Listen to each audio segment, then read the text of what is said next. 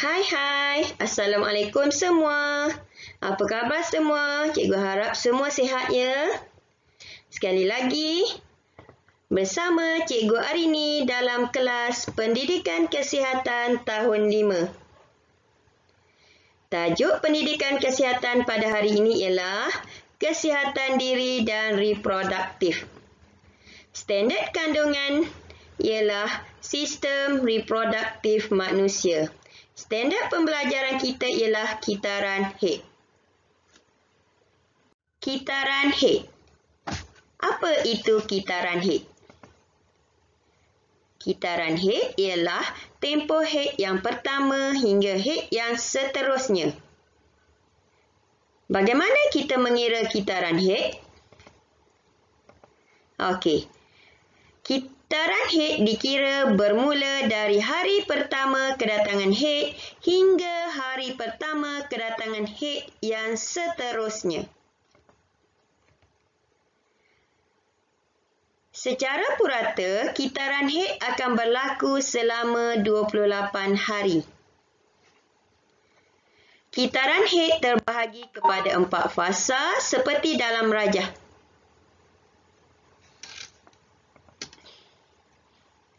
Fasa kedatangan Higgs 1 hingga 7 hari. Hari pertama hingga hari ke-7 iaitu mengambil masa 7 hari. Fasa kedua adalah fasa pembaikan, mengambil masa 4 hari iaitu bermula hari ke-8 hingga hari ke-11. Fasa ketiga adalah fasa subur, mengambil masa 6 hari, iaitu dari hari yang ke-12 hingga hari ke-17. Dan di sini ada 1 hari yang fasa benar-benar subur iaitu pada hari ke-14. Fasa yang keempat ialah fasa pra-Higgs, iaitu berlaku selama 10 hari bermula hari ke-18 hingga hari ke-27.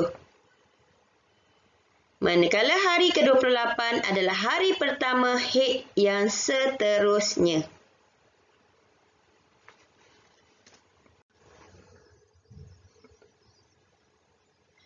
Okey, mari kita lihat cara hendak mengira kitaran Higgs.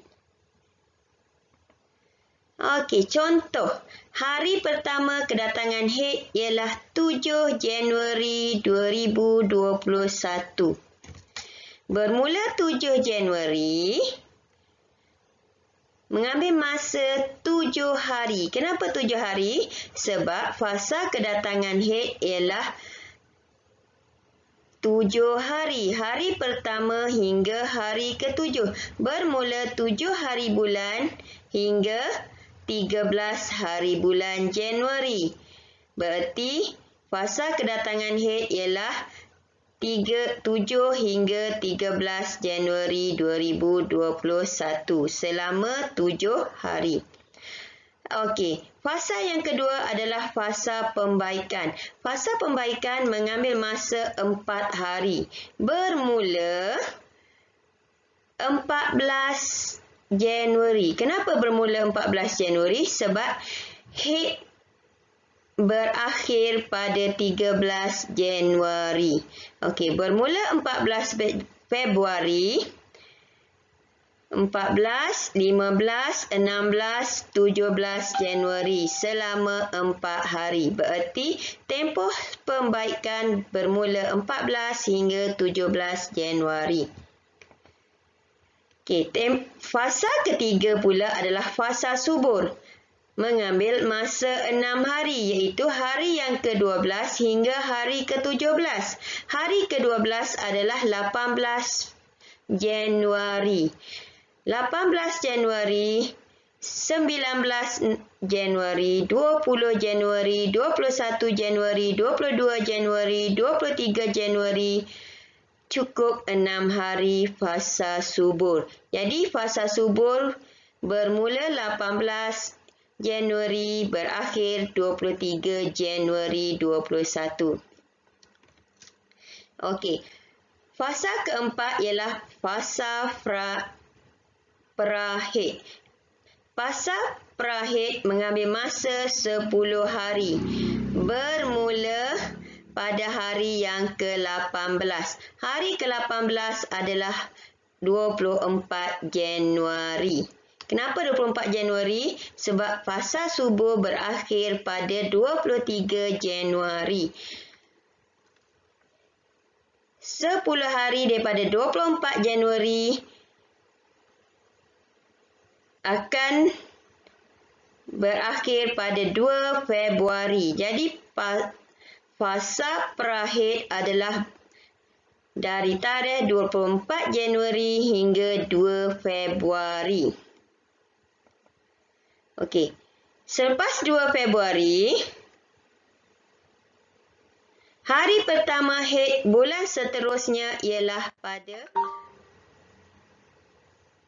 3 Februari 21. Okey, itu cara mengira kitaran haid. Okey, sekarang kita lihat pula simptom haid. Biasanya orang yang datang haid, perutnya kembung, segugut, muka berjerawat, mual, loya, nak muntah dan payudara akan terasa sakit. Dan juga akan mengalami gangguan emosi yang tidak stabil. Akan mengalami kemurungan, cepat nak marah, rasa gelisah. Okey, itu adalah simptom haid. Okey, info tentang haid. Cuba kita lihat. Tempoh kedatangan haid adalah berbeza antara individu. Secara umumnya, haid berlaku antara 3 hingga 7 hari.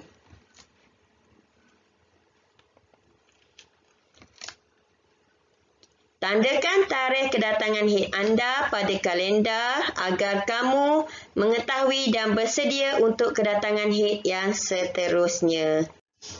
Okey, seterusnya mari kita sama-sama lihat kepentingan mengira kitaran haid. Apa pentingnya kita mengira kitaran haid? Jom kita lihat. Dapat merancang kehamilan selepas berkahwin.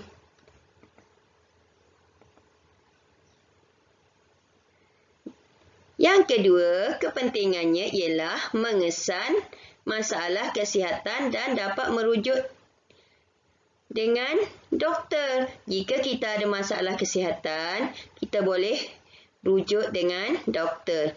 Tapi, macam mana kita nak kesan? Okey, jika kitaran haid terlalu cepat atau terlalu lambat dari tempoh biasa.